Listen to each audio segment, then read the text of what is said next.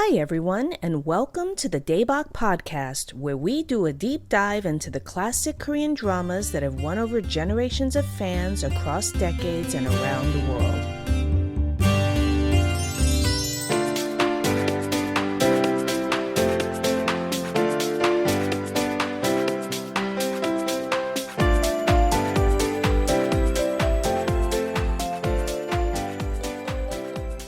Today we're discussing F4 Thailand Boys Over Flowers, episodes 10 through 16. I'm one of your hosts, Alisa, also known as the Bollywood Newbie on Twitter, and I'm joined by Melanie of Pardesi Reviews on YouTube. Hello. Vickey of That Vickey Girl, also on YouTube. Hello. And Katherine of TotallyFilmy.com. Hi there. Unfortunately, our friend RK, who participated in our podcast on the first half of F4 Thailand, couldn't join us today, so we're missing her. So sorry, RK, wish you could be here, but she did give us a few notes to include in this episode, so we'll be reading those later on. Before we begin, I want to warn folks that this episode will contain massive spoilers for F4 Thailand and all of the related dramas such as Boys Over Flowers and Meteor Garden. So if you haven't seen it yet, please stop, go watch it, and then come back to the episode. I also have to give a content warning for this episode. We will be discussing bullying and sexual violence and assault as part of the plot of F4 Thailand and the other versions of this story, which is kind of a heavy way to start things off, but I do want to be respectful given some of the themes we'll be discussing in this episode. And before we begin, just want to mention again that we did discuss F4 Thailand episodes 1 through 9 in a previous episode. So if you haven't already listened, you might want to hit pause on this and listen to that first. And now I want to give a little bit of background on this franchise. F4 Thailand is the latest adaptation of Hana Yori Dango, the Japanese manga that began running in 1992 and was published for 11 years and 37 volumes. It's given birth to at least 14 official adaptations, including a radio drama, an anime film, a live-action Japanese film, and drama adaptations in Taiwan, Japan, Korea, China, and now Thailand. F4 Thailand tells the story of Goya, a poor but hardworking and feisty teenager who is a scholarship student at an exclusive school for the ultra-rich elite. The school is ruled by the F4 or the Flower Four, a group of incredibly wealthy and handsome young men whose leader, Tom, is a bully who is conducting a reign of terror. But Goya refuses to bow to Tom's will, and as a result, she wins his love. But many threats lurk to their happiness, including Tom's mother, who is determined to destroy their relationship. And I'm going to introduce the stars using their Thai nicknames because that's how they're known professionally, and it's much easier for us to pronounce their Thai nicknames rather than their full names. So it stars Tu as Goya, the feisty schoolgirl, Bright as Tom, the leader of the F4, Do as Ren, the artistic member of the F4, Win as Gawin, the playboy, and Nani as MJ, the mafia heir. And the show is directed by Pata Tongpan, and we rarely mention the director on the show, but for this drama, it's extremely important for us to acknowledge him. He's been very, very interactive with fans online, and over the weekend, he actually did a huge info dump with incredible details of the production that we'll be diving into in this episode. And the show is now completed. It did very well in the ratings. It was the #1 show on VU, which is an Asian streaming service, and it single-handedly pulled GMM-TV out of an expected financial slump for the first quarter of 2022, thanks to the strong ratings and merchandise sales. We did our part.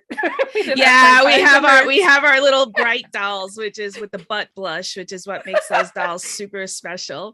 Which I'm very envious at this moment, surprisingly. Oh, really? It's so cute. I didn't even undress the doll right away. Somebody else did online, and I don't have that imagination. And they took pictures, and I'm like, oh my God! And I raced home, and yeah, it had all the butt blush and his name on it. So anyway, we all really enjoyed the first half of the show. And in the case of Alisa and Melanie, we were downright in love with it and absolutely obsessed with this show. But now we're going to answer the question of whether the second half of the show measured up to the first half and whether they stuck the landing. So now that we're done, what do you guys think? What was your overall impression? I think because the show set our expectations so sky high, especially episode 9 was such a cut above and a departure from the canon original story, but told their class division story, that theme that they really wanted to emphasize in such an amazing way. Our expectations reached that, the heavens. And then I don't know if anything could have completely matched up. And I think the director's notes this weekend on Facebook and Instagram, and I'm very thankful for the Thai speakers who, cleaned up the Google Translate of what he said to more fully let us know his thoughts, but basically said it's a miracle that this show happened and that it's as good as it is. And he acknowledged that international viewers view this as the best version of this story. And I would say, given even the flaws, given even all that they had to give to product placement and all the time given to that in the end and all the production difficulties with COVID, it's still the best. We'll get into the details of this episode, that episode, what we were expecting with this, what we were expecting with that. But me looking forward to these last episode 10 through 16, I was reminded of the impact of the Atonement episode and how this is the one version that actually redeems the hero, this violent bully that in every other version, you're like, you would be telling the heroine in real life, run away, do not be with this violent person who's going to hurt you. And this is the one where we actually see him atone to his victims, bully victims, do a formal bow, on his knees to one of his victims. I mean, it was absolutely incredible what message that they sent with this core material that they then transformed in their own way. So just from that episode alone, whatever happened after that, whatever disappointment I have of not having a true Kaninkoing kiss and all of that, all the things that I wanted, given the limitations of what they had, I still view this one as the best version of any of the versions of this story. Katherine, I saw you nodding vigorously, so you should chime in. Well, I have, you guys all know, and I've stated it in previous episodes, how much I loathe previous versions, although the Taiwan version with, was it Jerry Yan? I found him more compelling. And my mind still boggles at the Korean version, Boys Over Flowers. But you know two things. That one, I rarely talk about dramas, a little bit, but you guys got really into this one on the main timeline, and I rarely do live watches. And I did a live watch every Saturday morning. I was up watching it as soon as it dropped, and even though I'm not as active on the main Twitter timeline, we were talking about a lot of stuff back channel, and that's unusual for me. And I think for me, that's a sign that this version did something that none of the other versions did. And Melanie's touched on it, giving the hero an atonement and making him do that work. And I know you're going to bring up the Truffaut quote that you were talking about this morning about flawed masterpieces. And certainly I think many of us were disappointed by what happened in some of these final episodes, what was missing, what they were stuck to deal with because of the source material, and sort of how quickly they had to wrap things up. But that said, I agree with you. I think this is the best version of this material. I think this is a crew of people who understood what they needed to deal with. And they were looking at themes, particularly in the school bullying, which is something that is much more prominent now than it was when the franchise began. And they were dealing with those things in I don't know if I want to say more sympathetic way, but in a more realistic way, and in a way that explored those issues and gave you lots to think about. So yeah, I agree. And I used to say that the one thing I did like about the Korean version, Boys Over Flowers, was the F4 entry that I thought was the best. And I'm sorry, but now F4 Thailand gets that too, because that entry into the stadium is just brilliant. It really, really is. I'll get into that in a minute, but I want to hear from Vickey first. Okay. Yeah, so just like Mel and Catherine touched on, I lean more towards Catherine as well as far as the franchise goes. I After watching Boys with Flowers, I was a bit exhausted enough that I honestly did not want to watch other versions. And so just like her, Alisa talking about it a lot also got me very much intrigued. And I mean, I'm not gonna lie, it really did get my eye. Like, I mean, for me to watch it, the first half especially, I really thought was great. And just like Catherine touched on, I feel like the bullying in this one and the message in this one was way more raw, and it was more addressed than just sugar coated.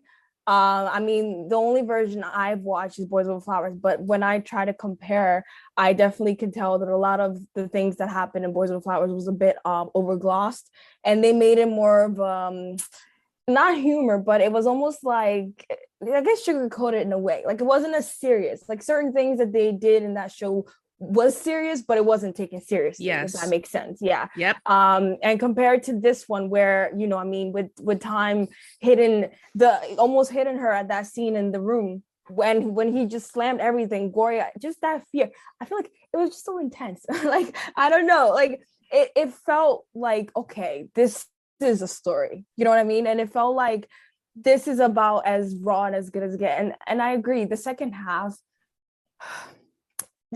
was a little bit of a letdown, but like you said, after hearing what happened, which you will probably get further into, I do kind of see why it went that way. But regardless, the show was still good. I mean, everybody was good looking. It was the best looking cast I've ever seen in my life. Amen, amen. On that we can all agree. Yes, and the music was also really nice. I really loved their intro music. Outfit, I mean, Time's outfit can pay like my college tuition at some point. And I don't know, like, overall as a show bottled up, it gave what it was supposed to give. And it's just, it can't be perfect, but I think for what it was, it lives on, and it created its own legacy, its own little thing for itself. So yeah. I think that's a really important point, Vicky, because as we know, this franchise is iconic, whether you want it to be or not. And it just being part of the Hanadan is what it's called, make it iconic. But then I think what they did with the material is like pole vaulted over any other version, and like just that they had the ambition to use this vehicle to do the storytelling they wanted to tell is unbelievable. Actually, the audacity of it, to think they could use this to tell that story. And so Catherine alluded to this. I posted a tweet online, which I'll probably get dragged for because I quoted Francois Truffault in the context of F4 Thailand. I don't want to. Okay, so I'm not going to say that it's a masterpiece on the level of like The Seventh Seal or anything like that, but there's a really fantastic quote from Truffaut when he interviewed Alfred Hitchcock. And he says, "I want to define what I mean by a great flawed film. It is simply a masterpiece that has aborted an ambitious project weakened by some errors in the making." And then there's more, but I just want to skip ahead. In an overall view of his achievements, a true cinephile may on occasion prefer such a director's great flawed film. And that great flawed films will often create a very strong emotional connection in the viewer, and they kind of achieve a cult status because of it. I think it is very applicable to F4 Thailand. It is flawed, deeply flawed, especially in the second half, due to circumstances beyond their control, which we're going to get into in a minute. But for what they had and the resources they had and the ambitions they had, is actually remarkable what they were able to do with this. And go ahead, Katherine. Sorry, Alisa. I mean, we all agree that the second half ends up somewhat disappointing. But the idea, what I really like in this case is the things that thwarted the back half of this, were things kind of beyond their control. Oh yeah. And definitely. To see that the chart, the whiteboard chart of their planning from at the beginning, it was really obvious that they had a sense, a direction. They knew where they wanted to take it. And it was either the time constraints and COVID, which has, thwarted so much the last 2 years, and, the problems of keeping advertisers happy.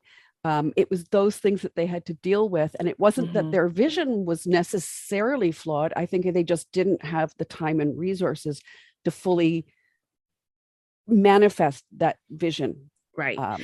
Yeah. So I mean, what Katherine, I'm sorry, I was just want to quickly say what Katherine is referring to. So one of the writers posted a photo of the first writer's room whiteboard, and some blessed person who goes by Be Light on Twitter, God bless you. And if you're listening to this, thank you for every time you translated something from the production. She translated the entire whiteboard.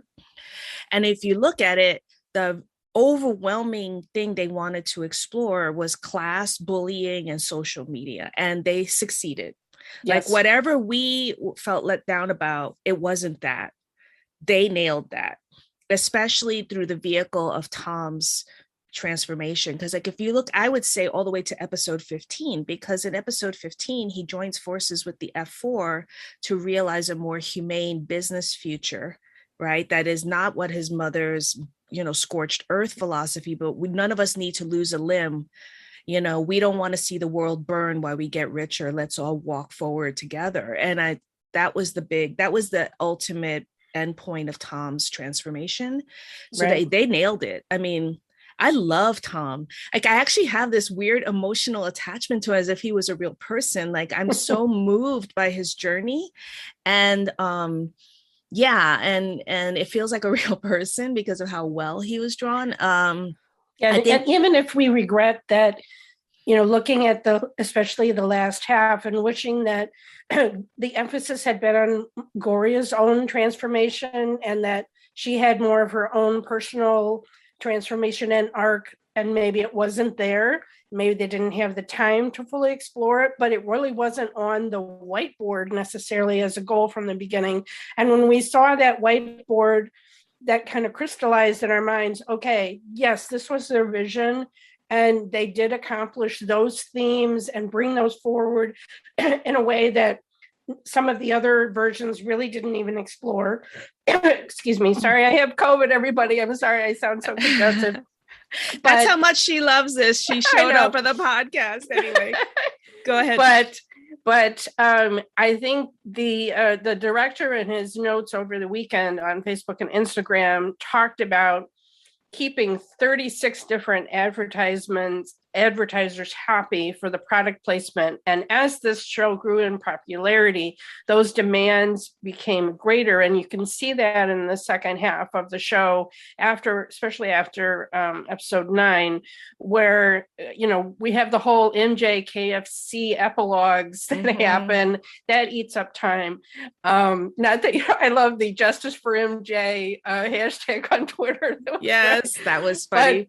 But he talked about that not only did they have to include these products, but there were extreme restrictions on exactly how the products had to be displayed, how much time, which actor had to be using them or holding them.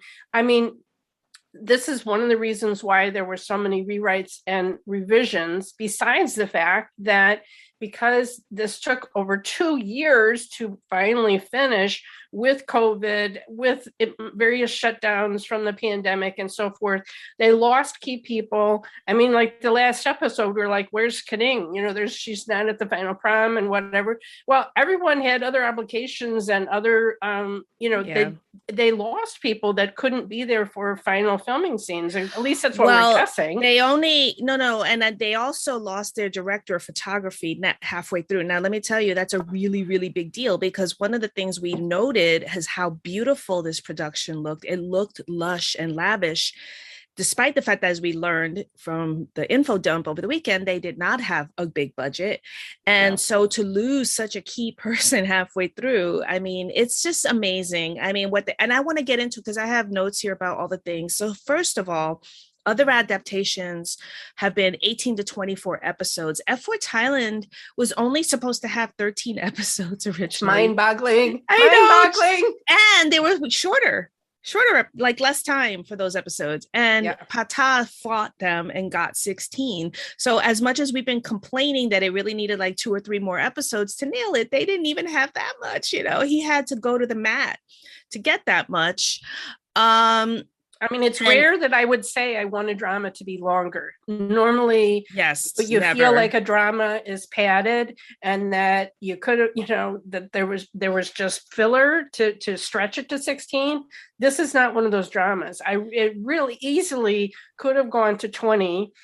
And then they could have fully fleshed out some things that were just sort of grace notes or we didn't get, things that we were disappointed that we didn't get, or that felt rushed. Well, and especially with this director and this team, I can only imagine what they could have done if they'd had the luxury of 20 episodes and the time of the whole cast to be able to do that, which, I mean, they were running against time at the end. I mean, it was incredible to me that they were, what did you say? They were filming like on February 14th. I mean, it had the last screenplay revision was February 9th, and they filmed the last scene on February 14th, and then they had to edit it to air in April. It's crazy. It's absolutely crazy. And Go ahead, one of Katherine. the things that struck me too is like I called it the come to Jesus moment, where suddenly Tom's mother realizes. Yeah, I hated that so much. but given what she had to work with, Cindy as his mother nailed that scene. Yes. Yeah. Like, she's a great actress. I agree with you. Yeah. She was really good. I don't want to dive into the specific episodes yet, but yes. But actually, Katherine, you're tying it to something I did want to get into next, which was that their initial budget was low, but higher than the average Thai drama. And Patat said, we're an emerging industry. We do not have the resources of Korea. We clearly don't have the resources of Hollywood or even China. Like, how are we going to make this happen when we're not really, as an industry, there yet in terms of what we needed to do for this production? It was like the audacity of even thinking you could take it on at all, right?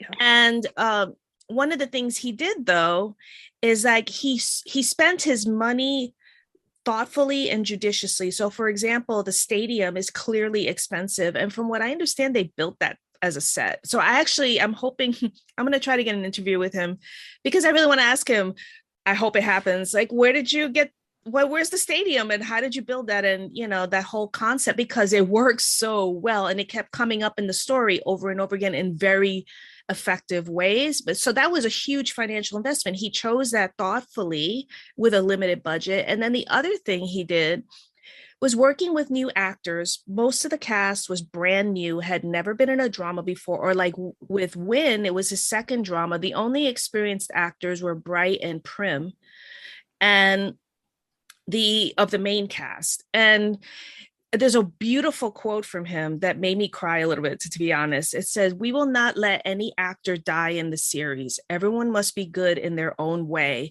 And every time we had an extra take and the boys fight until they can do it right, the audience saw it and appreciated it from the heart."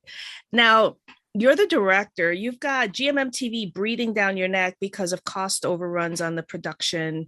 You are running out of time, literally, to get the episodes in the can for air dates. You have a limited budget, and yet you have the discipline to be calm in the moment and let the actors have as much time as they need to get the take right, because multiple takes caught up the cost. Right. The more time on the set. We can see it on the screen. I mean, we all talked about specifically the actor Du, who plays Ren. Yes. He's a young man who had never acted before, and he was called on to do some very difficult scenes. And we talked about the growth that we saw in him as an actor over the course of the series. And in episode 15. Is that when he does this big confession scene to Gloria when he finds her out in the backwater country. And it's an incredible scene. And we were all cheering him on Twitter, the next day, after we watched it, because we're just like, look at how far he's come and how amazing he did in this scene.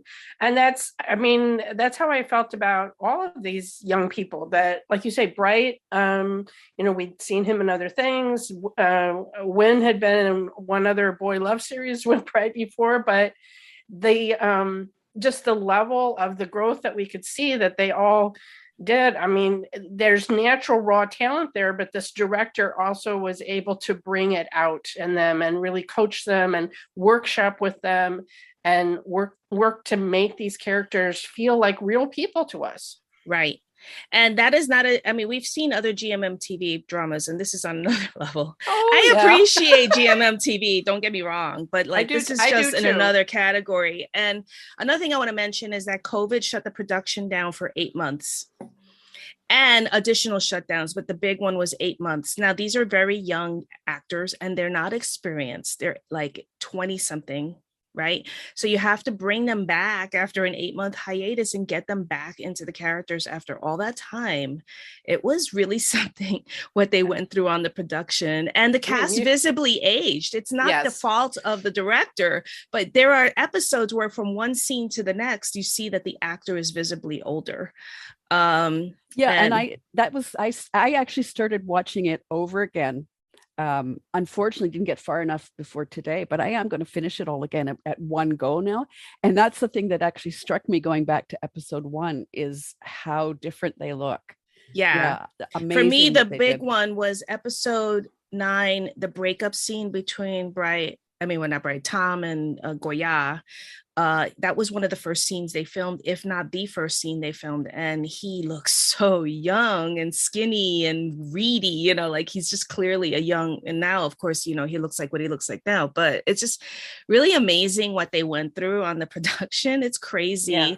Like once they finished filming, Daebak immediately put extensions in her hair because she's a young woman and she wanted to change her look, and she couldn't change her look for 2 years because of the production. So yeah, it was a lot. I mean, there's things that they wanted to do, obviously, and that we wondered, is there going to be the episodes in Singapore, for instance?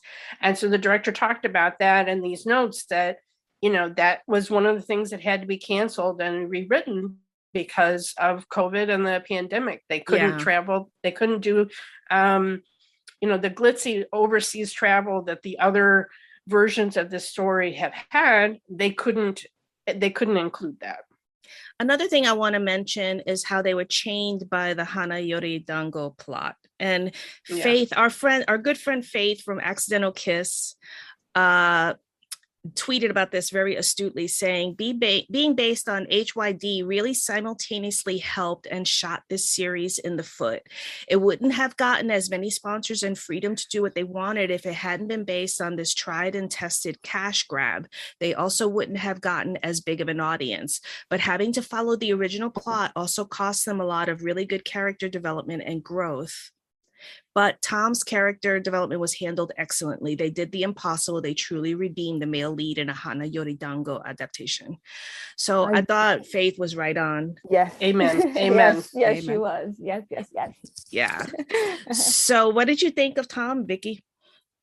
Tom, you know how I feel about that. The way we all feel about it. The way we all feel about that. First of all, Bright is just a cutie. I just want to say that.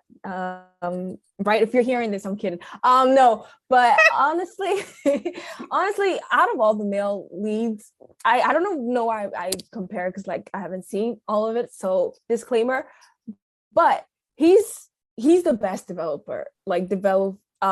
character as far as the franchise goes. Boys Over Flowers, and I say this as a Lee Min-ho fan, and I say this as somebody who's seen Boys Over Flowers way more than I should have, but Catherine's laugh. But honestly, compared to the characteristics of the character between the two guys, Junpyo and Tom completely, Pata did a great job fleshing out his character. I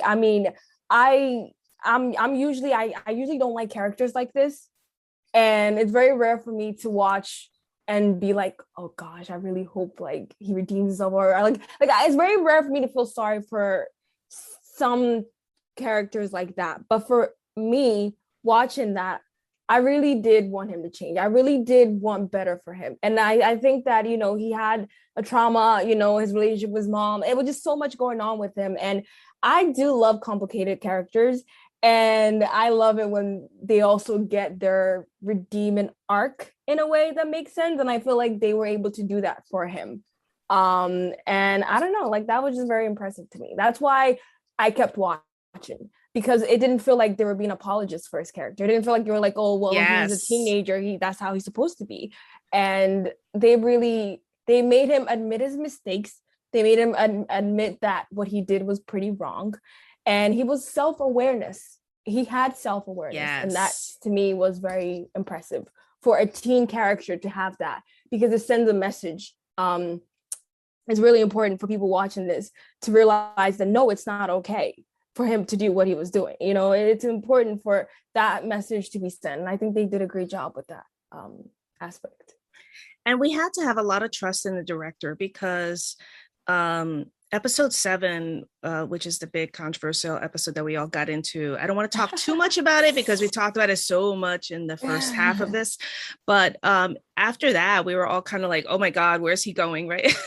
We were all really concerned, you know, because it was so awful. And you know, as you pointed out, Mel, what they did in episode 11, which was the atonement episode, was remarkable. And I was even though I have problems with that episode, like it's not one of my favorites, but I think what they did in that was amazing. So do we want to dive? I mean, we all talked, the Twitter discussions of those that had seen versions before and just kept saying the chair. And everybody's like, what's the chair? And people who didn't know. Hilarious. That's right. It was so funny. And we were just like, is 2 going to change her? Because she would do a little emoji each week and kind of give a clue, you know. And it's like, is she going to have the chair as part of her emoji that week? Like, but those who knew that this big episode was coming. And it was absolutely amazing, some of the iconic dialogues that switched which character said them. You know, Talay said a dialogue that's typically the male leads, you know, about what's the point of, you know, the police. Why do you need police? I mean, why? If apologies were enough, we wouldn't need police. That's right. And they had Talay say it. So it means it landed totally differently, because it's a joke when the male lead says it in other versions, but in this version it was meant to illustrate that he's wrong, like his perspective on vengeance and how you deal with people is incorrect. And so that was really amazing. And just the setup of the male lead being not able to counter with violence was given a completely different spin in this version. And basically he was giving the message, if I fight back, I lose, meaning I lose my soul, I lose myself, because he had renounced violence. He had closed the stadium. He had forsaken his former ways. And so he wasn't going to counter with violence. And I mean, none of us were expecting this moment that we, you know, in the plot that we knew was coming, the kidnapping and whatever, like, okay, you know, but that was the thing. All of these, so many of these big iconic moments, this director, this writing team put their unique spin on it. And I was just amazed week after week that a story that I knew so well could surprise me. Yeah. Could give a new, more impactful message for modern day about bullying and social media and all of that. I was stunned. And so even if there was flaws in individual episodes, or they spent a little bit too much time on this flashback or whatever, okay, you can quibble, but you have to give hands up to the director and this team for giving us some iconic moments that we had never seen before. And moments that in previous versions I had dreaded, dealt with, like the whole when Gloria works as a maid in the household. I was dreading that, and they handled it so well. I love that episode. I want to get into it in a minute, but Vickey, did you have something to say about episode 11 specifically? No.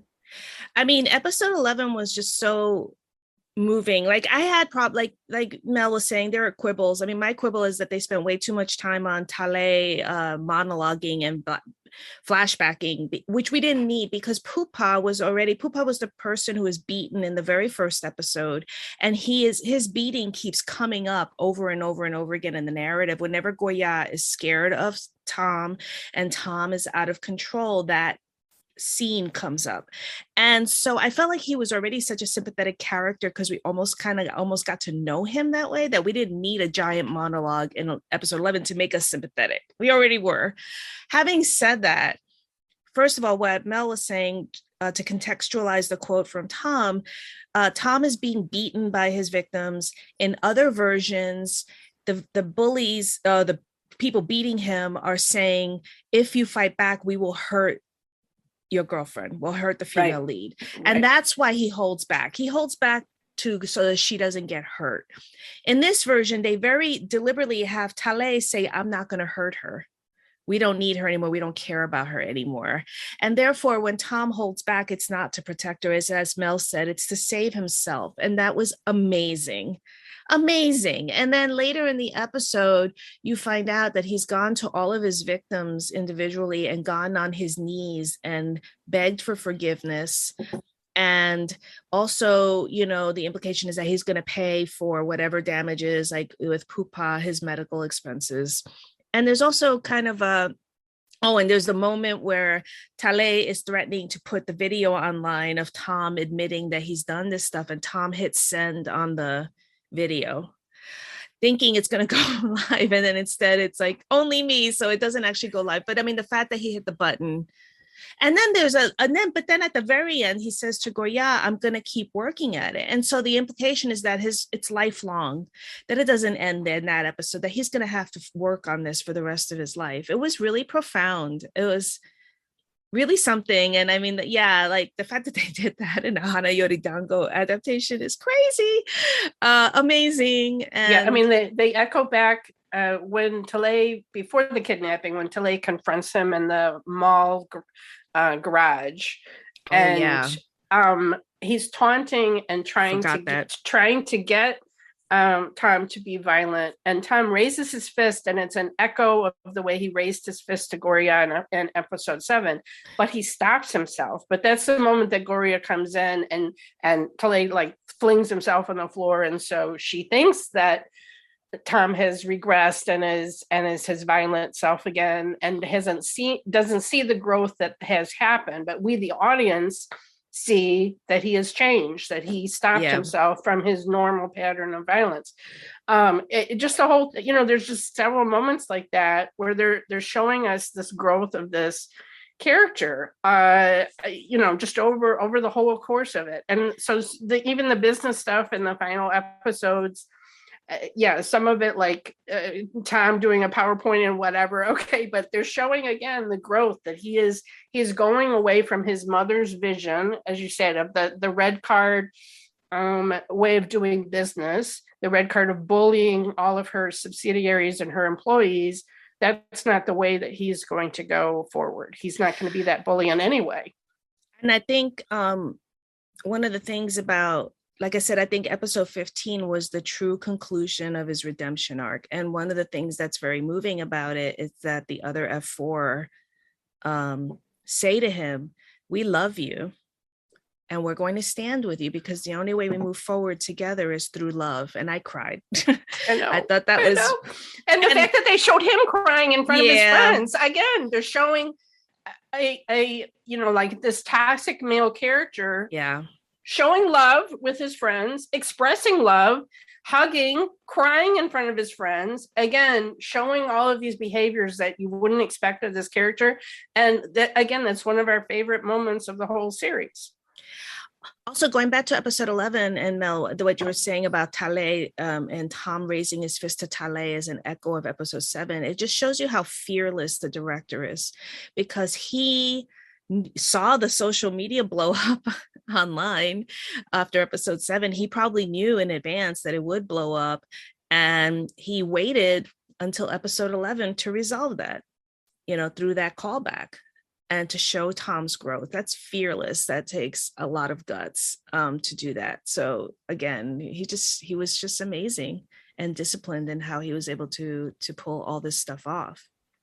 But one thing I do want to get into, unfortunately, is where we fell short. And that was with Gorya and her character arc.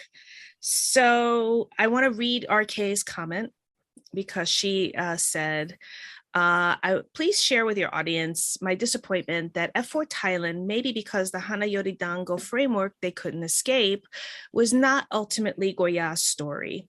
I feel the last couple of episodes let her down a bit, especially considering how well drawn she was in the first several episodes. I agree. I know you guys agree with me. Yeah. Yep. And I think, you know, this is one of my frustrations. Again, I do forgive them because we know now, seeing some of the behind the scenes stuff, it was not their intention was a growth arc for Tom. But I think if you have a franchise called essentially Meteor Garden, and you have a character who's the meteor, and a song that is Gorya's song, which is "You Are My Shooting Star," somewhere along the way, it is her story, and she's key in the transformation of Tom and the F4. So on the other, you know, given all of that, for me in particular, I guess for all of us, it was frustrating at the end that she's the one character that doesn't get a lot of growth. I think, and sorry, go ahead, Vickey. Oh, no, I was going to say, just like Faith had mentioned, but having to follow the original plot also caused them a lot of really, like we mentioned, the plot of the whole franchise itself really doesn't give much room for the female lead to grow. And I think that, not that I know whether, I think they started off so strong, but unfortunately, it's just the rule of the game almost, in a way, where you know, I don't know, I just feel like it was kind of like the inevitable. It was gonna kind of not go where we wanted it if they were gonna follow the theme of the franchise. That's just what I think. But even in the Korean version, correct me if I'm wrong, but when she breaks up with Junpyo, she goes off and she becomes a doctor. Like, he finds her and she's actually has a career, and, you know, she's gone on her own path. And because of where they end this here with Gorya's prom being the final scene, you know, we don't get any of that. You know, they don't do a time jump like how we got in the Korean. This, I guess, because of less episodes, which maybe it is because of time constraint. Who knows what could have happened if they had more time? But I think, like you said, they ended it while they were still technically teenagers. So of course there wasn't gonna be like much growth in that sense. But still kind of. Yeah, I mean, we would have liked to see more of Kaning grow, you know, and gaining confidence. We just got one episode really of her and Kawin, and I would have liked to see more, but again, time constraints. But also, we had another female character. Wait! I just want us to finish Gorya first. Yeah, go ahead.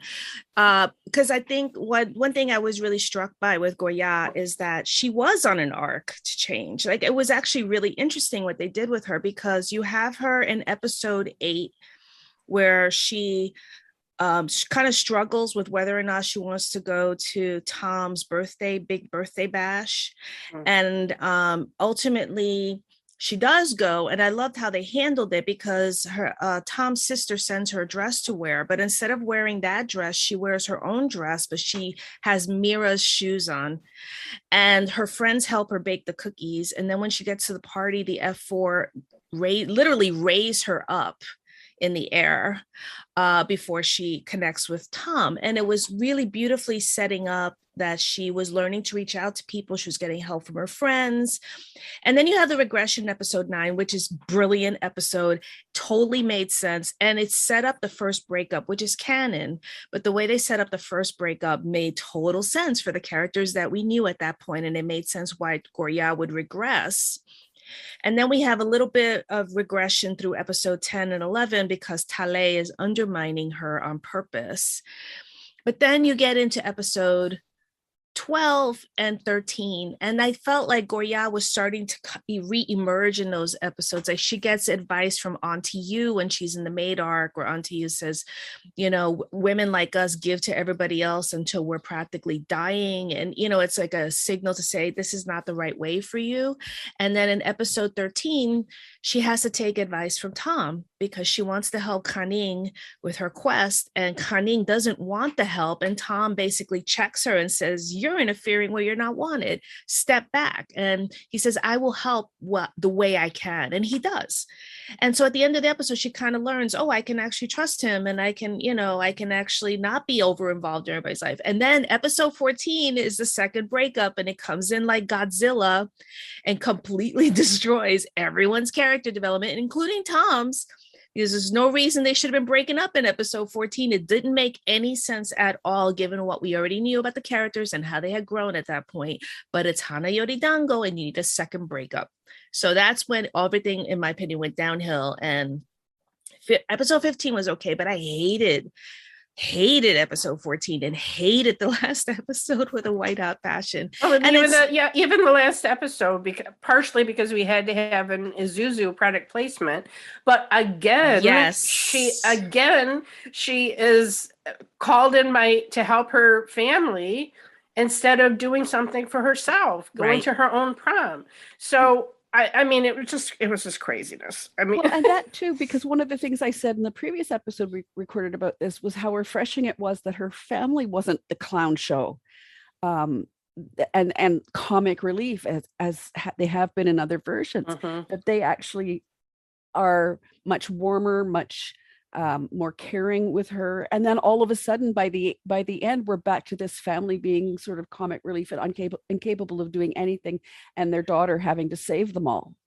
I want to be fair to the production, though, because by the time they did episode 16, they were dying. I mean, they were like, it was like limping, bleeding, and, you know, entrails coming out of them at the finish line. So sticking to the Hana Yori Dango plot at that point, you know, it was the easiest thing to do, and God bless them, you know, because they just needed to get it done.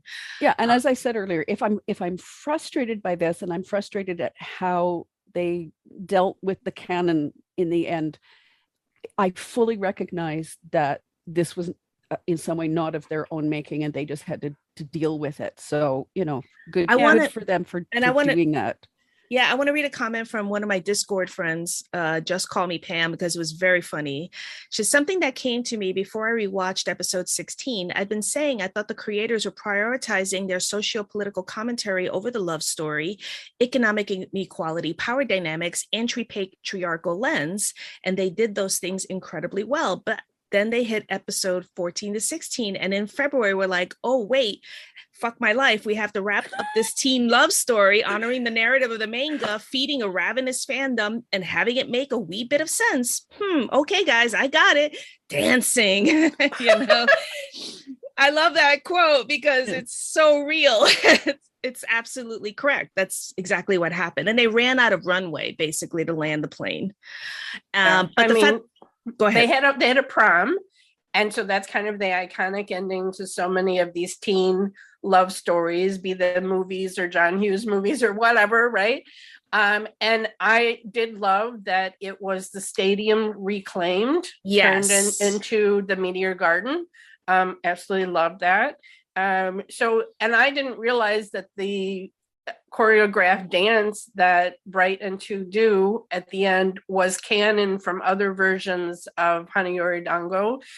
So again, there were so many Easter eggs that they threw in, to the point of even when Goria is in the countryside, like there's a marketplace called the Junkyo Market. You know, like, I mean, that was so good. I mean, they just threw in so many little Easter eggs to other versions, and that dance is yet another example of them honoring the other adaptations of this story, and calling out to the fans who have watched all these other versions and appreciate seeing them. So I did, so I was pleased to learn that.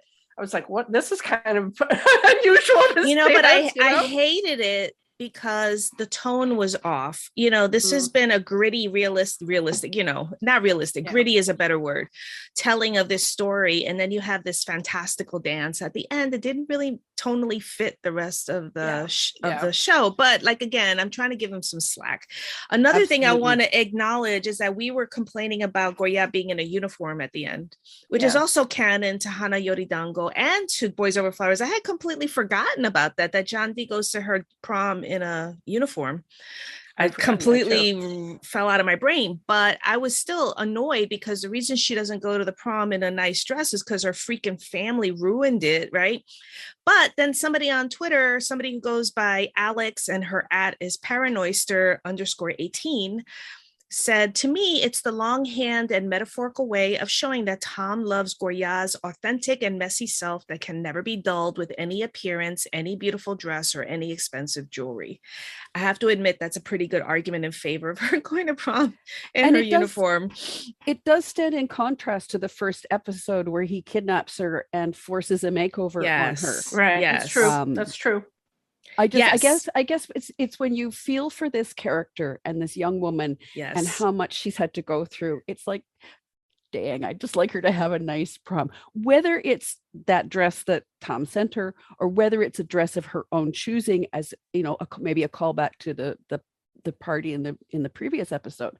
But but doesn't it say so much about how they developed her as a character that she felt like a person? Like I felt like I knew her and I really wanted the best for her. And I was, you know, like Goya deserves all good things in the universe, like because she's so amazing. And so, and you know, the fact that she's so self-sacrificing at the end, I just really wanted, I get it, but like I really wanted her to at least call the F4. I need help with moving my family. Can you guys come out here? I mean, they could have sent like 20 people to help them move. They're rich. They're a bunch of rich. I mean, and certain things that don't make sense. It's because this plot is dated. Like, why didn't she see Tom for a year? He's filthy rich. He could have flown her to New York. He could have flown back to see her. There was no reason for them to be separated for a year. Like that might have made sense in the 90s when air travel was much more difficult. But today, no way. Zoom calls. Yeah, really, right? Like the whole thing made no sense. So that's like an artifact of the source material being creaky and dated. So yeah, unfortunately, that last episode was a hot mess, in my opinion. And speaking of which, let's talk about Rosalind. Yeah, that was a hot mess. Hated Rosalind's redemption. And you know why? Because Tom's redemption was so hard earned, and you saw the journey and you saw the struggle. And then Rosalind comes along and one speech and one scene at the gate, and suddenly she's a good person. Bullshit. Suddenly she's ready to have hot pot with the family. That hot pot crap made me so mad. I was like, get the hell out of here. Even if she became a better person, she's not eating hot pot. Okay, let's be real. Get out with that nonsense. No magic pork for Tom's mom. No, not at all. But as I said earlier, like Cindy, yes, if it was remotely believable at all, it was because she made it believable. Yeah, I was really impressed. This is a mother who withheld pain medication from her son who had a skull fracture or whatever. Like, are you kidding me? You're going to redeem her with one little conversation? Oh my God. The cancer lie alone put her beyond redemption, and then to have that. Yeah, that she withheld medication from her son. Forget it. Like, she's irredeemable. But the narrative. So some other folks who disagreed with me were saying that Rosalind needed to be redeemed too to fit into the themes of like redemption and love and a better world. But I still don't think so. I mean, to me, it would have been made more sense to have an open ending where it was like, we don't want to have anything to do with you right now, but if you do the work, if you actually show us you've evolved, then we will invite you back. But not yet because you haven't done the work yet. But I mean, you know. It's easy to second guess on the sidelines. But that comes down to some of the time constraints. Correct. As well. And we were talking about this before that episode aired, because we did have concerns about whether they were going to try and give her redemption, and we didn't think they had enough time to do it. And unfortunately, that is how it played out. But I do say I was we all wondered if they were going to include the amnesia plotline. and which shows a regression of the character back to his former self, his former violent self. And I do have to say, I felt like, given the time constraints that they had, that it was pretty well done. It wasn't as hokey as I was afraid it was going to be. And that scene where he confronts her through the gate, and he just shows that bullying side again. He brought back that episode 7 energy again, or episode 1 energy. I thought that was good. So, I mean, again, given the time constraints, they didn't drag it out, that's for sure. The amnesia plot didn't bother me at all. I thought that was fine. I didn't have a problem with it. I didn't like it in previous versions. And I think this was the best version of it. Yes. If you had to stick to that because it's canon from the original manga, then I think they did the best. I still think they did the best job with it. And I do wonder how much freedom they had to deviate, because Yoko Kamio is still alive, and she may have a contract with them that says I have to approve everything. I don't know, but I do wonder about that. There was a tweet that somebody mentioned that she had been watching F4, and she thought Bright was quite handsome as the hero. So she definitely was paying attention. Again, what contractual obligations there were to stick to the original material. I mean, I'm just thankful that they had the freedom to add in things like the funeral in episode 9 that was completely original and really showed us what the director could do, and it just makes your mind boggle thinking, okay, if he'd had 24 episodes and he could have added in more things that he wanted to do, what could we have seen, with the skeletons of the story, but then maybe adding more of his own spin on it. And I want to also call out yet again his courage, because he had very limited time and he spent an entire episode on something brand new to the franchise that nobody was, if he'd left it out, nobody would have missed it. And yet he said, nope, this is important. We're going to devote the entire episode to it. And it's turning out that episode is showing up on everybody's favorite episode lists on Twitter. And I find that, and on Discord, like the communities I'm part of, everybody's like, episode 9 was the peak, and it really, really was. So, good on him. But you kind of mourn what could have happened if they had more time. This is actually a good segue to talk about important two discussions. One is important episodes, and then our favorite episodes. So I definitely want to touch on episode 12.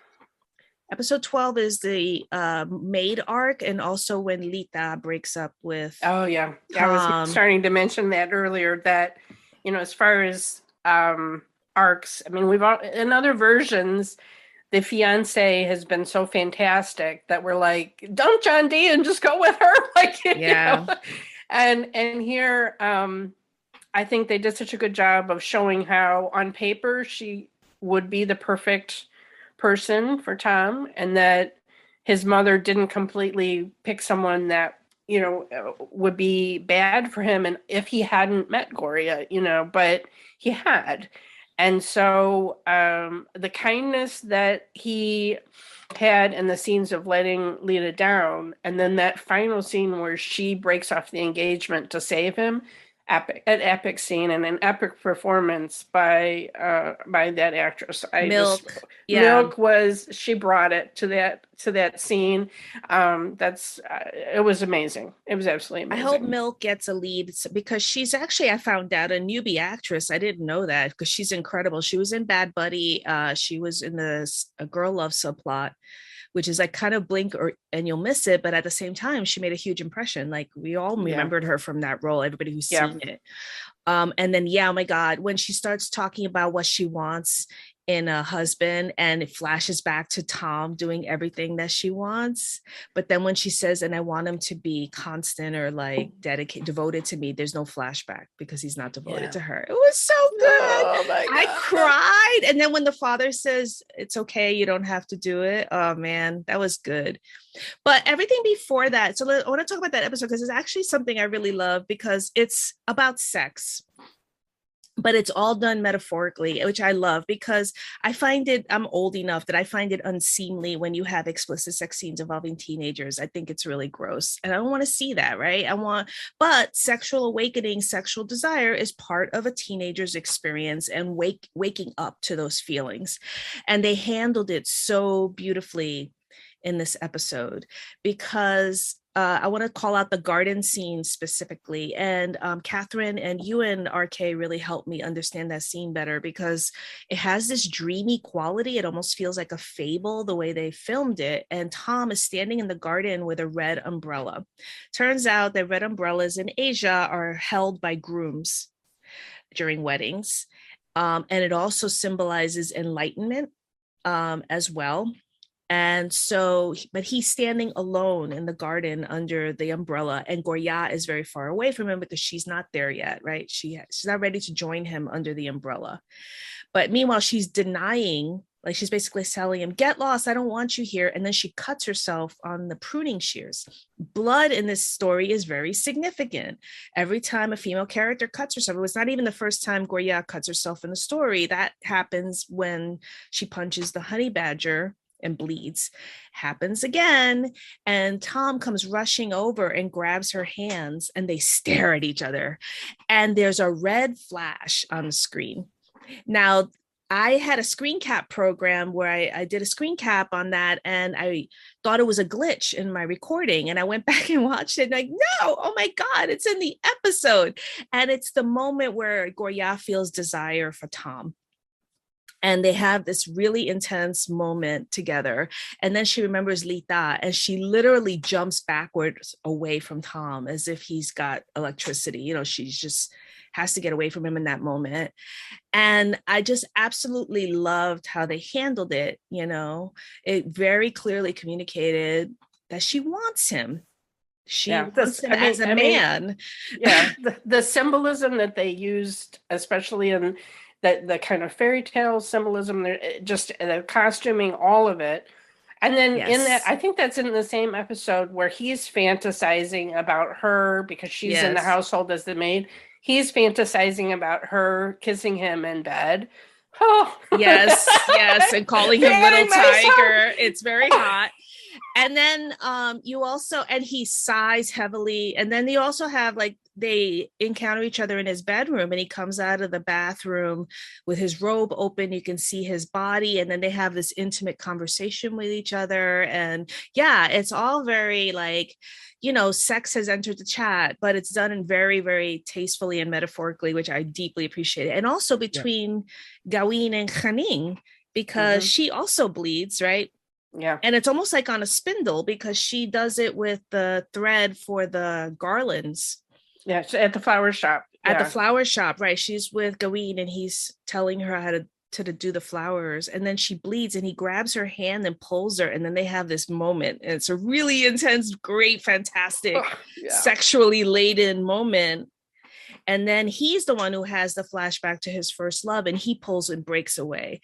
But so the whole episode is about frustrated desire, and that culminates in Lita going to Tom's room and taking her clothes off, because she can sense that he has desire. And all along, she's always like a step behind and trying to fulfill his desire. So, like, for example, she makes the cookies for him because she knows Gorya made the cookies for him.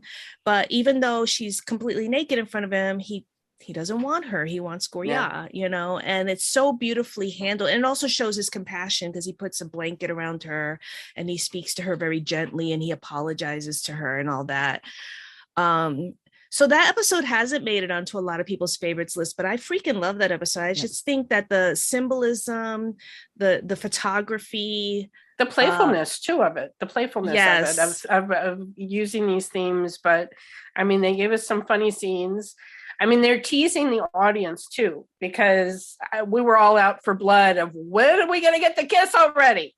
You know, and then when it finally came, it was in the next episode. It was underwhelming to a lot of people. And I mean, you even had retweeted, somebody changed their Twitter handle to Tom is a bad kisser, but it's okay. Yes, I love that. And that's a Bright fan account. So that made it better because I was like, thank God a Bright fan had a sense of humor about it because some people got really cranked. It's supposed to be these two innocent characters who have not, I mean, they only had the kiss because she fell on him. So they're not experienced. That's the whole thing about Tom and why we love him, even though his best friend is a playboy and all of this, but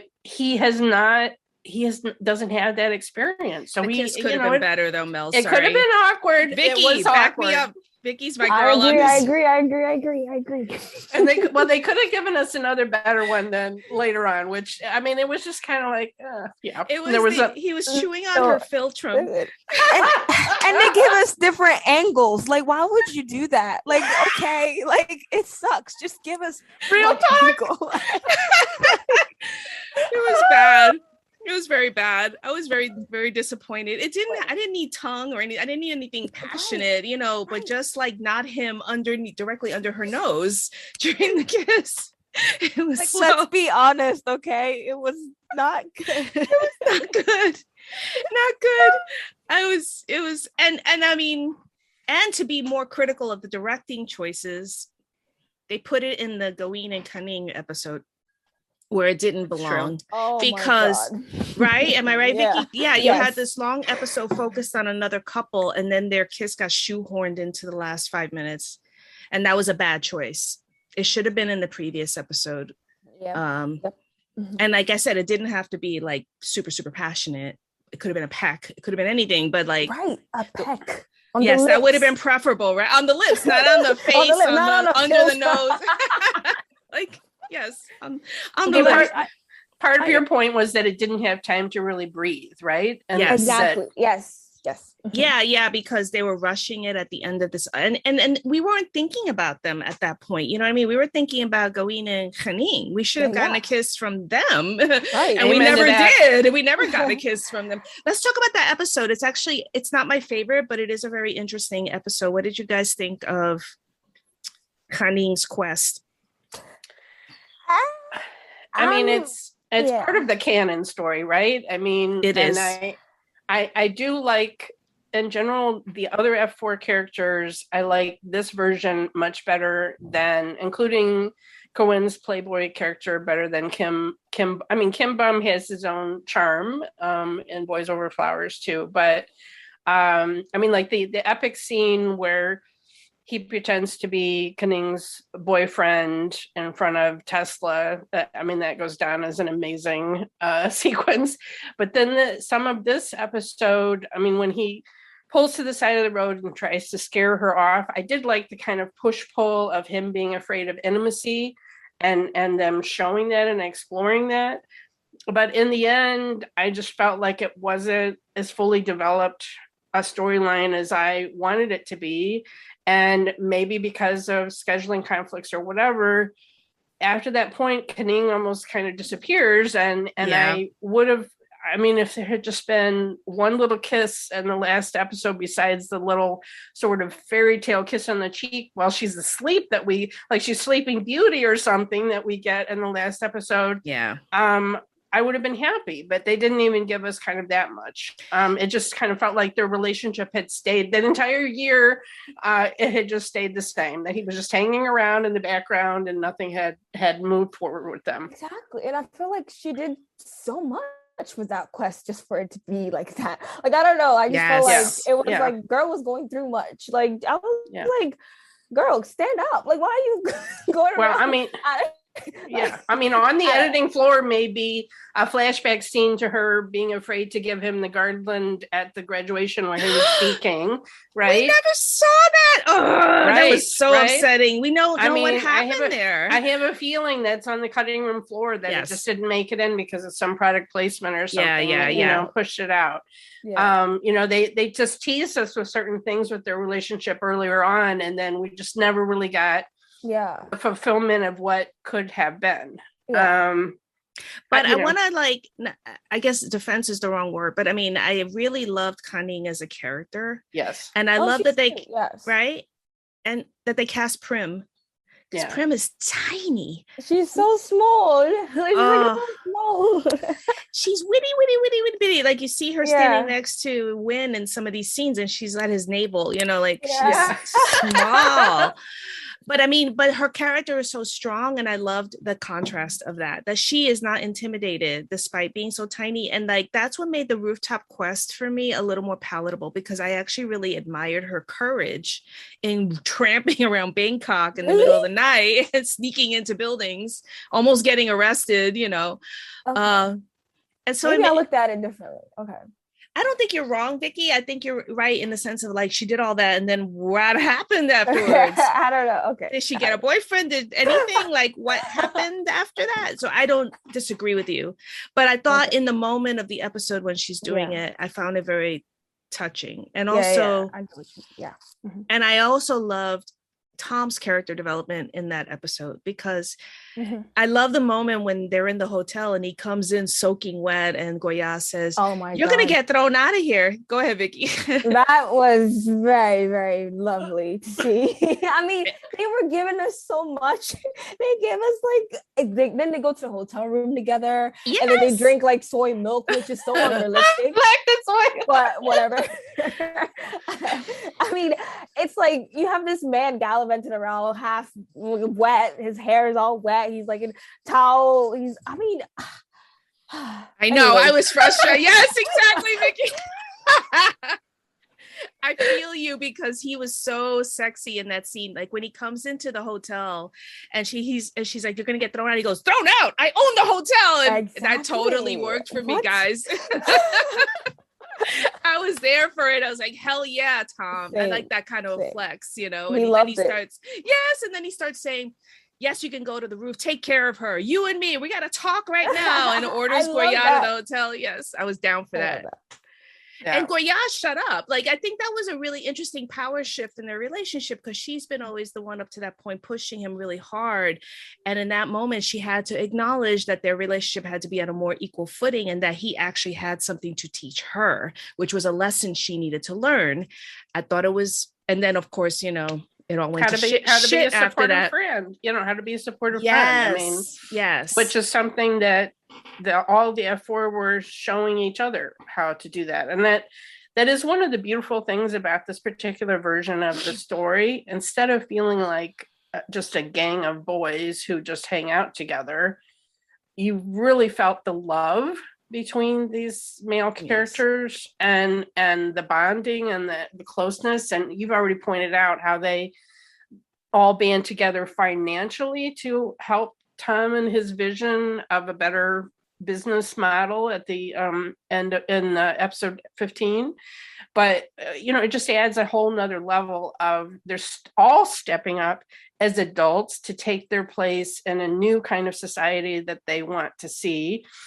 And they just support each other in such beautiful ways. And we all joke about poor MJ, but even his role was much bigger, and a great kind of Greek chorus, but just also just a support to the other characters that we didn't see in the other versions. Yeah, and we also have Uncle Ga, the flower shop owner, who introduces us to he's the one who does the introduction and tells Goya about who the F4 are, but he also has points where he has a point to make that Goya needs to hear. Again, I'm for all the somewhat disappointment by the end there, I'm still hanging on to all the really good things they did in this version.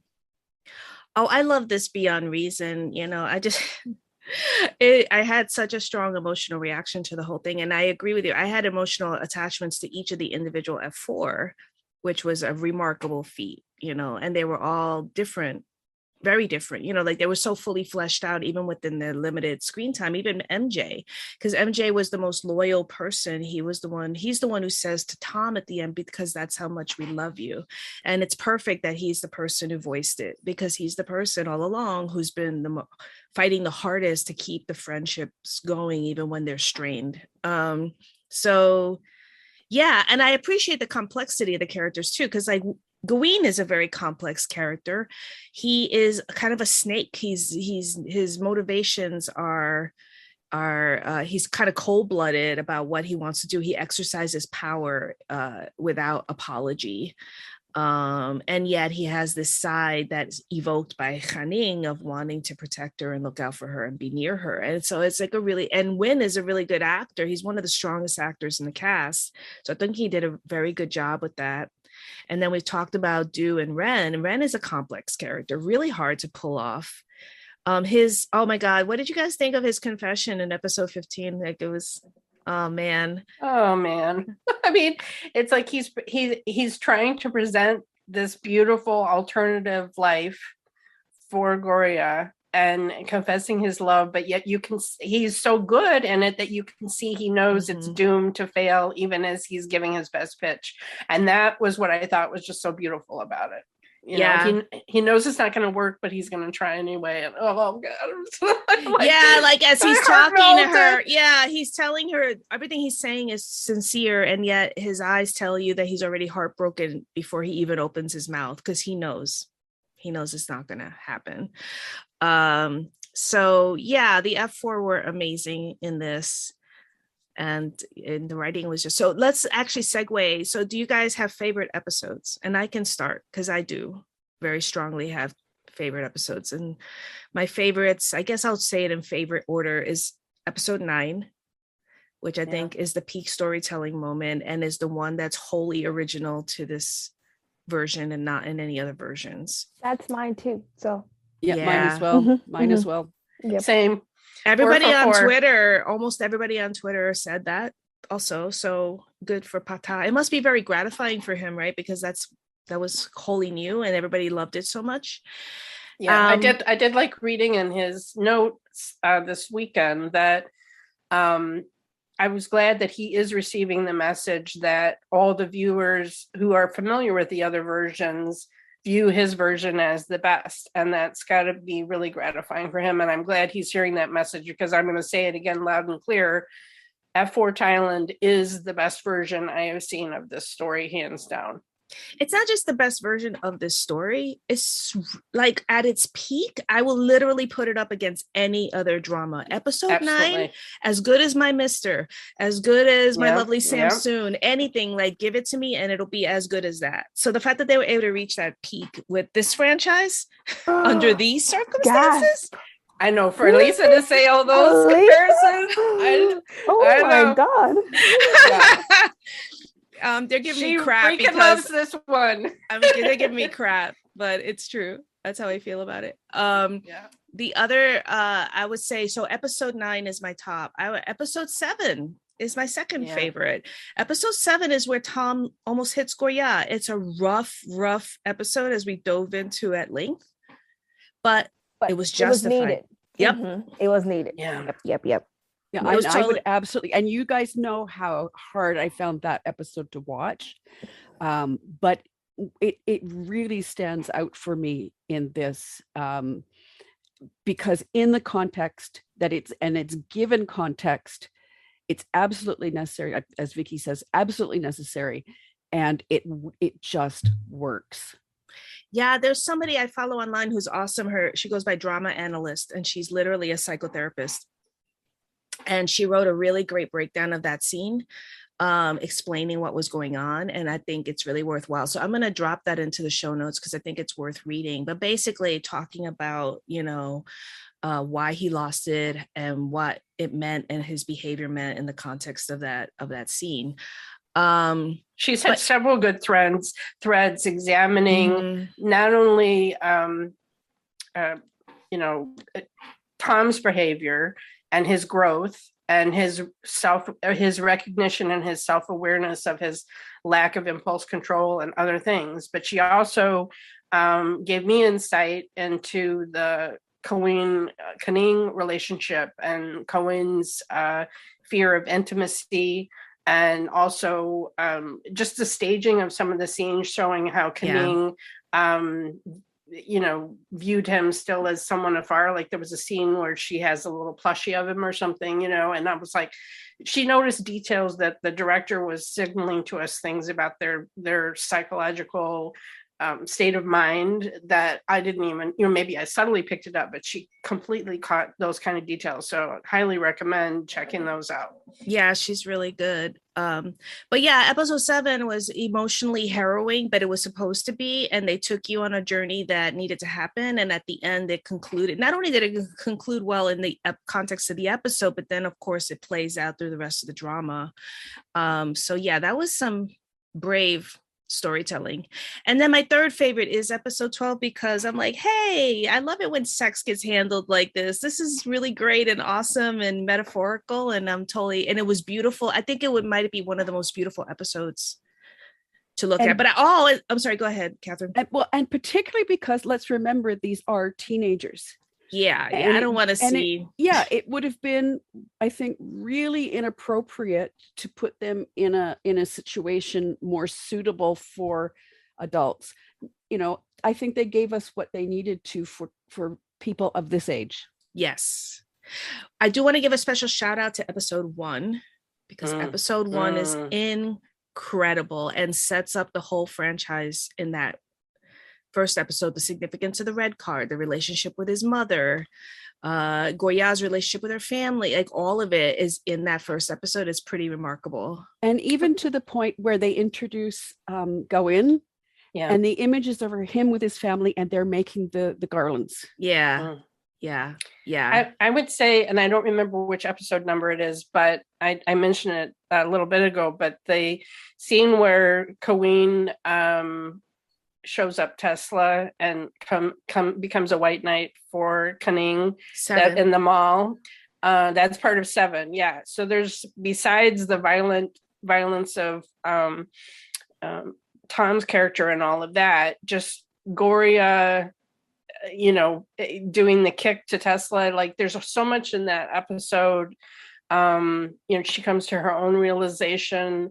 She has the sweet date with Ren, but yet she can't, almost has the kiss with him in the sunlight, behind them and everything. There's just so many great things about that episode that stick with me, and just epic. The other thing is that she has agency in this, and you can see her making a clear choice to be with Tom. And I think that's something that's missing from the other versions. So I really appreciate that about this. Yeah. I mean, even if she doesn't get the growth that we might want, she does have agency from beginning to end. So absolutely, well, which is absolutely huge. Absolutely. So I want to talk about, unless do you guys have favorite episodes that I didn't mention? Vicky, did you have any other favorites? No. Oh, there you go. Sorry. No, I'm here. No. You guys mentioned pretty much the key episodes. I'm sorry. But I wanted to call out 2 scenes that are not part of those episodes because I love them so much. And it's these sweet, intimate scenes between Tom and Goya. Actually, 3. Oh, God. Let's do 3. So the first one is at the gate when Tom tells her the story about Ren and puts the cold patch on her forehead.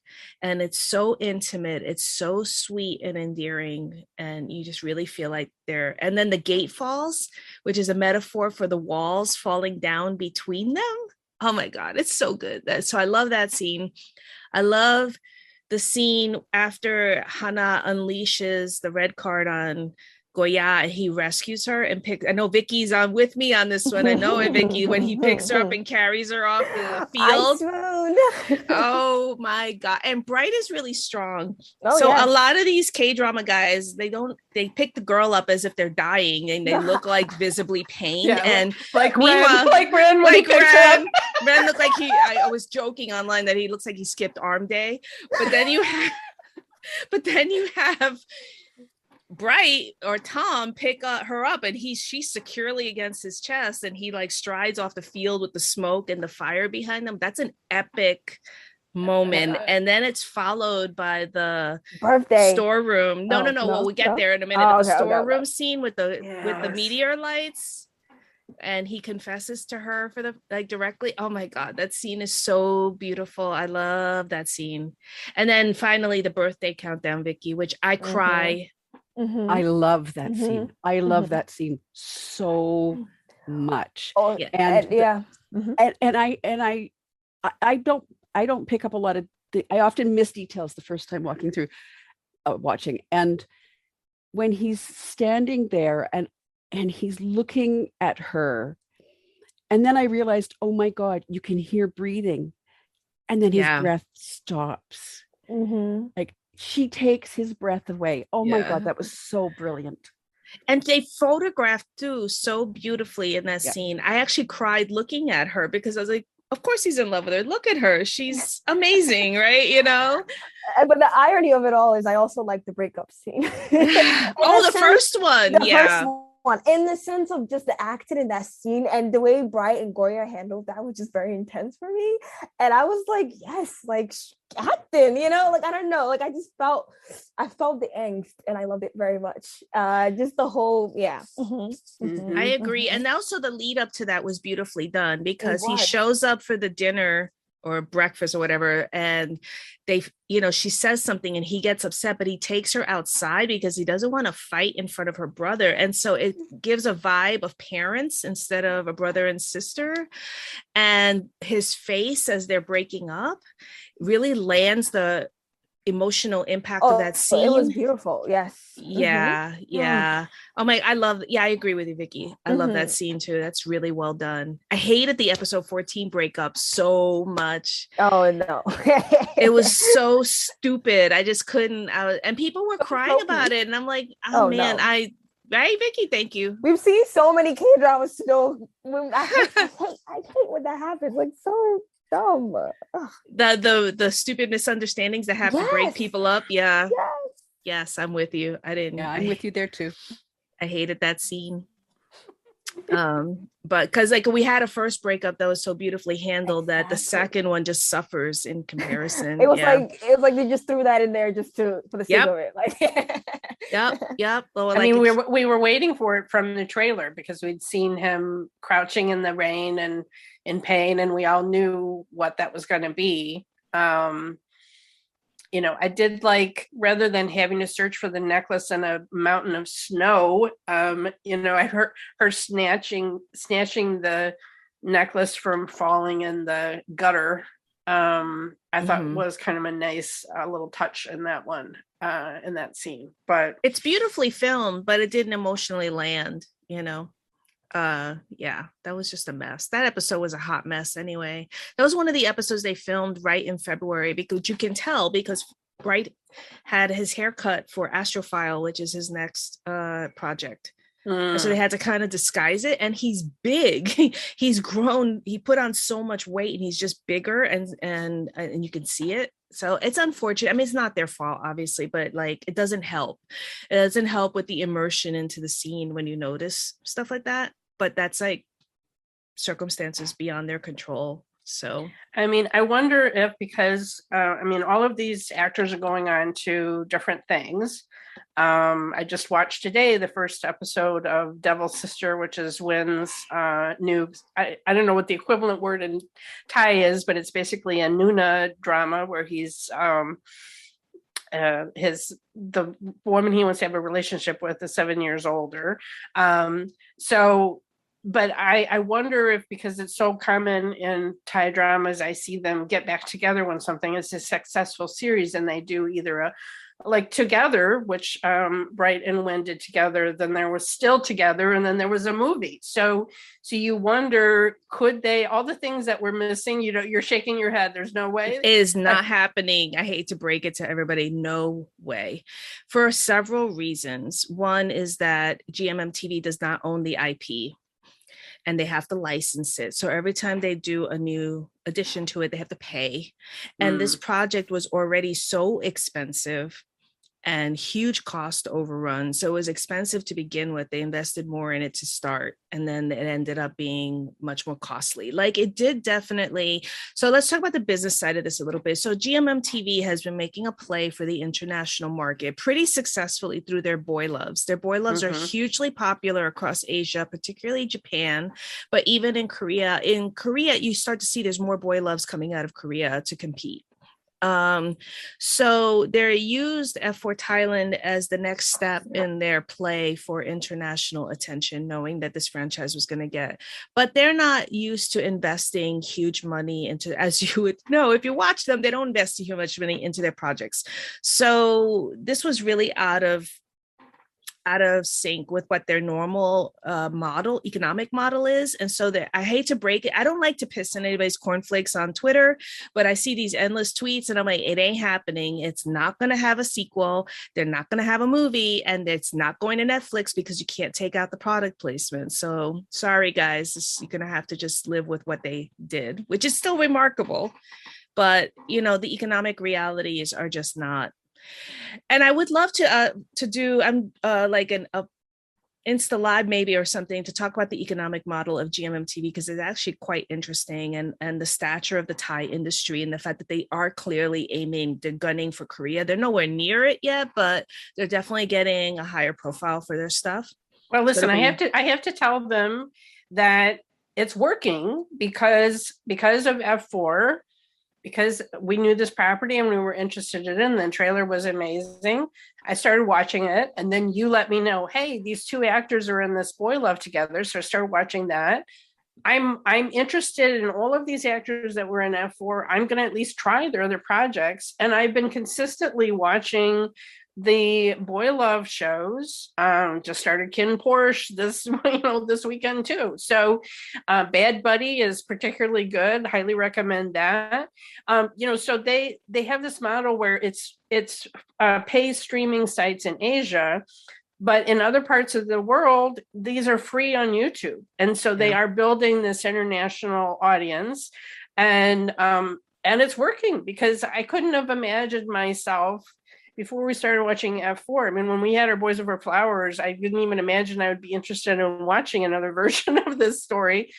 But now I'm consistently watching Thai shows, and they have a different vibe than Korean shows. I can't even completely put my finger on it. Yes, the production values aren't always the same, but they have this kind of a looseness and I don't know. And I do like the boy love stories. They're the Korean versions are just don't have the same looseness and I don't know, just fun to them that some of these the Thai versions do. So I am a key demographic that they have won over, and I've been proselytizing F4 everywhere I can. Yeah, just on a Facebook group today, and somebody's like, "Hey, what's this F4 thing?" I'm like, "Well, let me tell you." Yeah, you gotta watch it. It is really interesting, because like I think what boy love is doing right now, at least how GMMTV is positioning their boy love, is a straight ahead rom-com, but it just has a male lead, but all the tropes you would love in a traditional rom-com are in those. And so I think that's very interesting, because everybody else seems to be abandoning rom-coms, but like, GMMTV kind of reinvigorated it by doing it through boy love. And then you have Kin Porsche is like another, it's not a GMMTV project. No. It's a mafia boy love, mafia romance boy love. And it's total crack. But the production values are super high. Like, it looks expensive, right? It looks lush. I mean, as ridiculous as the plot is, you can tell they've invested a lot of money in that project. So even though it's not GMMTV, it's still part of the Thai ecoverse of entertainment. And it is quite obvious that they've got big ambitions. So it'll be interesting to see how it all plays out. I mean, and it's influencing other industries, because Korea came out with Semantic Error, which is a boy love, and it's got a really different feel than most of the Korean boy loves, because most of the Korean boy loves, forgive me, are kind of constipated. Like, they're all really wound up, and like everybody's staring at each other, suffocating. But Semantic Error is very light, very fun, very sweet, nothing serious. It's rom-com tropes, two appealing leads. It's very straightforward. Enemies to lovers. Enemies to lovers. So it's very cute, and I think that is directly influenced by Thai. I think the Thai sensibility reminds me a little bit of Bollywood, and we all come to this from Indian films, for those of you who don't know. So I think it's got that over the top emotionality that I miss, and it's not present in Korea in any of their content. None of the Korean content has that vibe. It's gonna go ahead. I have, like, my experience with Thai dramas was a handful of them before this, and they are for me, there are a number of sites I cannot access because they destroy my computer. But so other than that, trying to find and get access to these dramas is hard. And the GMMTV model of putting it on YouTube with subtitles is like amazing to me, because suddenly you're giving these international fans access.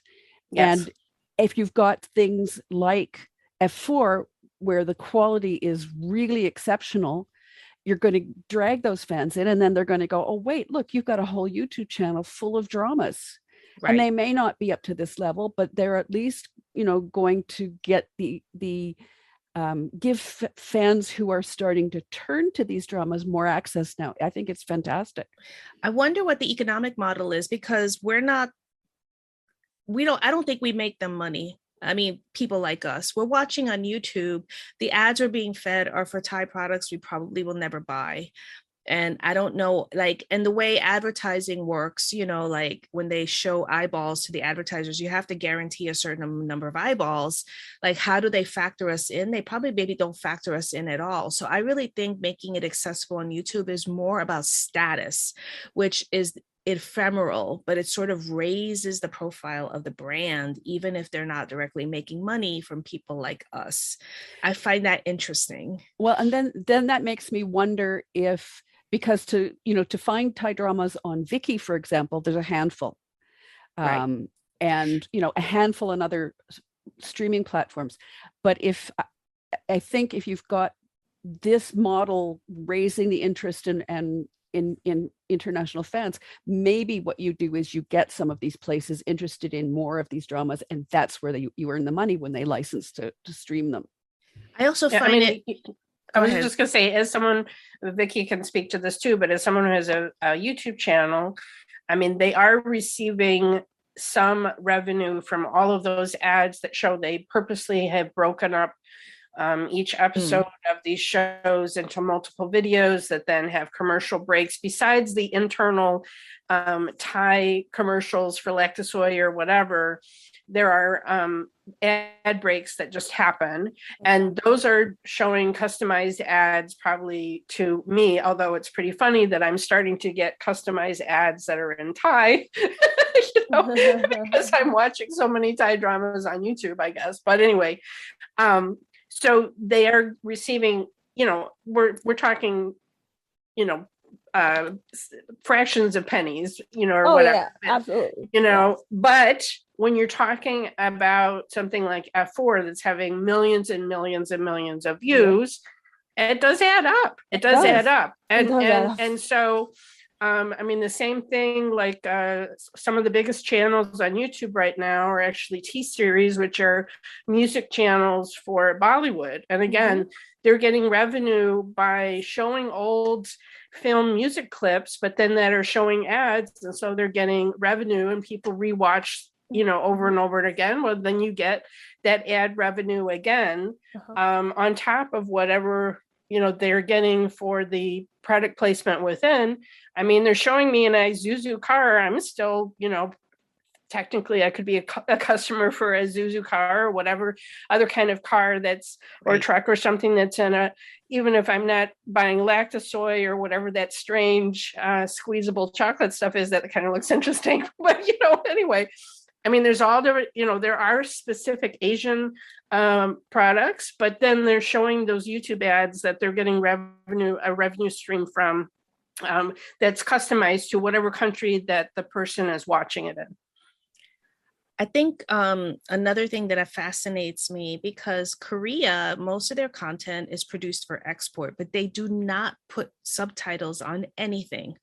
The subtitles are either put on by Netflix, or it's fan subs on Vickey. Vickey has volunteers that sub everything.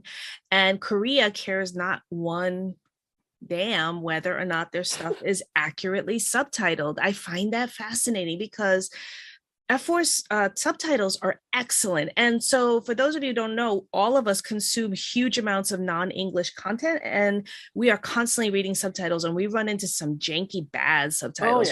Right? Yeah. Yes. Even on some big projects out of Korea, there's bad subtitles, right? Because they don't care. They're not investing in it. But Thailand does. Those episodes dropped fully subbed with high quality subs, really excellent.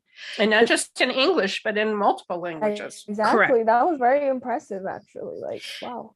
And it really came out for me in the episode where Tom has his malapropism and he goes, "We're bound by virginity." And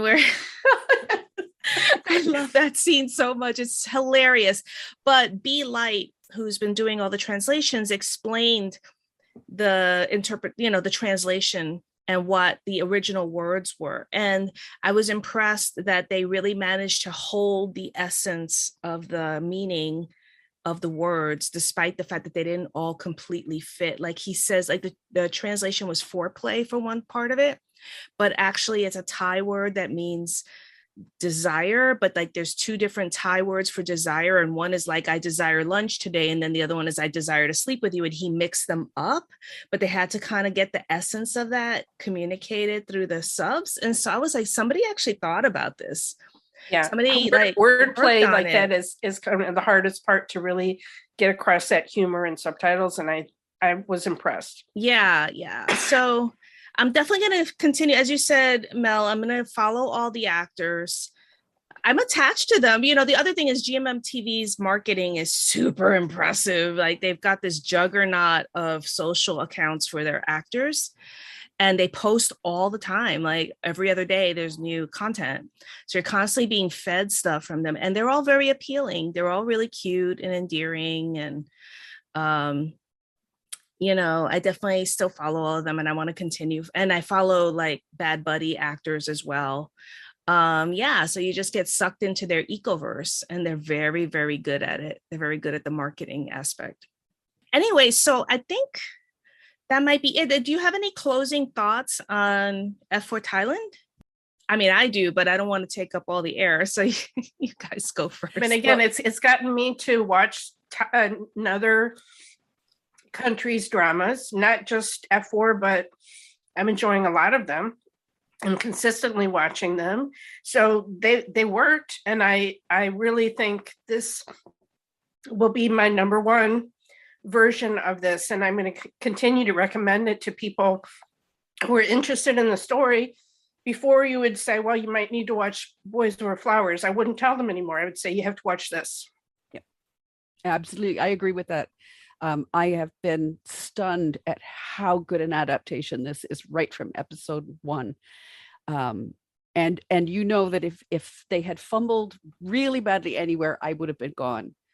But they kept me engaged from beginning to end. And as I've said, the slight disappointments are not because this team didn't know what they were doing and didn't make an effort. So I just want to, applause and hand clap to the whole cast, the whole crew, everyone involved in this, because I think it was a really fine adaptation. How about you, Vickey? I agree. Now I can just say watch F4 Thailand instead of Voice Over Flowers, because that was just, oh my gosh. The amount of people I've recommended and they hated me afterwards, which is very, very embarrassing. But no, honestly though, like you guys have pretty much summed it all up. Honestly, like I said, the entire story, the basis of it is not exactly my type of content. But so for me to even watch this was just a lot for me. And so that just says a lot that they caught me from episode 1 and I was interested. It gave a different perspective on a story that I thought I was going to stop at Boys Over Flowers. And I think that despite what happened towards the end, they still held on its own. And it sucks that they could have probably held on way bigger than what happened if they had the resources and the time. But for what they had, they did really well. I mean, they created a gem out of so little. And that to me is more impressive than those that have the massive budget and it's still trash. So yeah, man, props to the team. They've created a definite, I guess, a part of classic, non-classic of the whole franchise. And I think people will remember this for a long time now. This is now this generation's version of, the Hana, Hanadan, yeah. Hanadan. So yeah, that's just how I feel. Mm-hmm. And it's not just that, but it's the fan experience that I'm going to miss. Exactly. Mm-hmm. This has been a fan experience like no other. We've watched other dramas week to week. For Vickey and I, Hometown Cha-Cha-Cha maybe would be a similar one where I couldn't Oh, wait for yeah. for each week's episode to drop. But Yeah. those that know me know that I am not one to get up early in the morning, and for me to set an alarm to get Yeah. up on a Saturday morning to watch this as soon as it dropped, and then to have so much to talk about through the week for each episode, it was just an incredible fan experience. That was part of why I ordered the merchandise. It's just I want to remember how special this was to watch this drama and to be able to have these deep conversations about the symbolism, about the costuming, about the themes. There was so much to discuss. There was so much depth that I wasn't expecting to have to talk about a drama like this. And it was really an incredible experience all around, just as a fan experience, and having this whole community discuss it on Twitter, and us to have so much to talk about that we have 2 full episodes on this show. I mean, that tells you right there also how special it is that there's so much to talk about. So my kudos again to the director, the writers, the costume designer, the production team. You made a masterpiece. Yes, it's flawed. We have our quibbles, but this is something truly special that you can all be so proud of that you made. I obviously agree with that. And what's fascinating to me, well, we all know that I was obsessed with Boys Over Flowers and the Hana Dan to start with, but it was almost like against my will because I knew it was trash. I just couldn't stop watching it. You know, it had a tractor beam on me, but I didn't necessarily like a lot of it. In fact, I dislike a lot of it. But when I saw the teaser trailer a year and a half ago, I remember like just being like, oh, these people get it. They understand the story they're telling, and they're not afraid to go dark. So I was automatically intrigued from the get-go. And then Hema RK was the first person to watch it of our group, which is really funny. She watched it with the certified Nunas. They did a live watch. So that's how I found out it had dropped. And I immediately went racing off to watch it. And I immediately knew from the first episode, I was like, yes, okay, yes. And I did my first long tweet analysis thread after the second episode, which is crazy in retrospect, but there was already so much to talk about in those first 2 episodes that I could do a long tweet analysis. And and just like the raging conversations online about it. But aside from that, I have a very emotional reaction to Patat Tongpan because he invested his heart and soul into this project, and it shows. You can tell this is a very personal story. He was passionate about it. He was disciplined. He had a vision. He was able to push back on all the pressures on him. He did the very, very, very best he could to realize that vision. And I will never not be profoundly moved by that, especially in a commercial work where nobody had any expectations for this to be good at all. He could have just thrown out any old trash and nobody would have cared, because they would have expected it because it's a Hana Yori Dango adaptation. Nobody expected somebody to try to create real art out of it, and yet he did. So I joke around that I don't want a t-shirt with an actor's face on it. I want his face on it, but that would be creepy, so I won't do it. But since he's not a performer. I just feel so much emotion and appreciation and respect for the creator. Fact that what he added to the drama story, all the added elements that he put in, and especially everyone has said episode 9 is their favorite, which is really whole cloth, his creation, his vision. I'll be looking forward to everyone's continued work and seeing what they do next, and especially him. I hope great things are to come from what he made. That he had added new things to say to this 30-year-old story, and surprised people who had seen 5 other versions, and still was able to surprise us with, the non-spoilerish one that I use as an example, because I don't want to spoil all the surprises to people who have watched it before. But to me, instead of how John D was drugged, and they staged the photo, the photographs in the Korean version. Here, Tom being the one drugged, and Hana using his thumb to open his phone to unleash more bullying. Oh my God!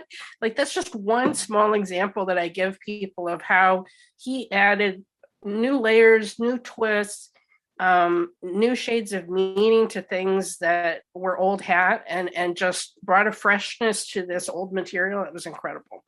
Yeah, and we spend a lot of time online talking about actors, and I'm really glad that we've taken the time now to talk about writing and direction in this show, and costuming and art design and everything, because honestly, just so well done. And we haven't even touched everything, because I realized we didn't talk about sound design. I think we may have in the last episode, but the sound design on this was unbelievable. And I don't even have a credit for their sound designer. So I want to actually, if I get an interview, let's hope, I'm going to ask him about the sound design, because I really want to know, because it was unbelievable. I mean, Katherine talked a little bit about that with the birthday countdown scene was one example. Right. And another incredible scene is in episode 7. The breathing and the jungle noises and the beast noises. I mean, there's more than one scene where, and when do you see that in any other drama where there's that level of detail and care taken? Just mind-boggling. Never. And so, I mean, this is a classic. It was, bound to be one kind of by default because of the franchise. But I mean, on its own, it completely has already earned classic status. Yes. And I think, the reason we can talk about the director so much is because the director has been so generous in talking to us. And I really love that and appreciate that he has shared so much with the fans. So if for some reason he's listening to this, which he maybe will be, because he does listen to stuff, thank you, sir. We really respect and appreciate you. So thank you for everything you did on this. Absolutely. Absolutely. So I think that's it for today, guys. Thank you for staying with us on this F4 Thailand ride. We really appreciate it. And that's it. Take care. Bye-bye. Bye. Bye.